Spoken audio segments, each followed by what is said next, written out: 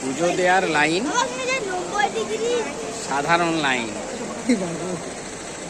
কখন পুজো দিতে পারবেন তার কোনো ঠিক নেই। প্রচুর লাইন আছে। ভিআইপি লাইন 500 টাকা, 1000 টাকা।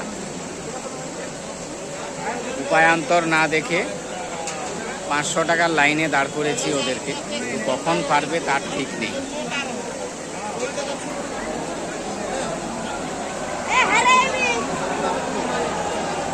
জয় জয় তারা।